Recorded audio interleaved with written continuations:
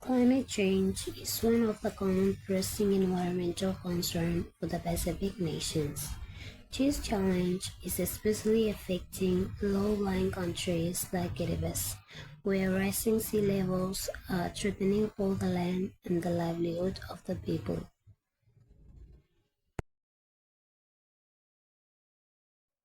The concept of the Blue Pacific represents more than just a geography. It is a shared identity and strategic vision of the Pacific nations. It emphasizes oceanic heritage, unity, and the sustainable ocean governance. In the face of the climate change, these concepts unite Pacific nations to advocate for global actions and local resilience.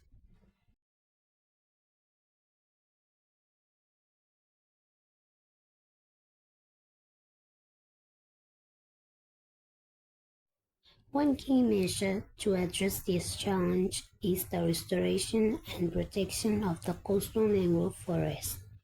Mangroves serve as the natural shield against rising sea levels and storm surge.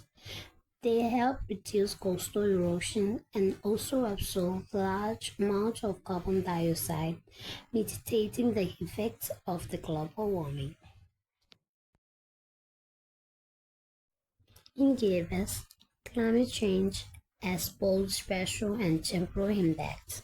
Over time, sea level rise have caused land loss and increased salinity in freshwater supplies, affecting agriculture and drinking water. Especially areas near the coast are becoming more increasingly inhabitable, forcing the government to consider plans to restore the damage of the entire communities. Climate change in the Blue Pacific is driven by both natural and cultural causes. In particular, human activities like greenhouse gases emission are the main contributors. However, the abundance of greenhouse gases lead to the higher in temperature, causing the melt of the northern ice ball and forces the sea level to rise, affecting low-lying islands like Kiribati. Let's take a closer look at the island of Tarawa in Kiribati. It is facing critical impacts from climate change. Sea level rise has caused severe flooding and erosion. Coral reefs are dying due to the ocean acidification and warming. Salt water has erupted into the underground aquifers, threatening both food and water security for the local population.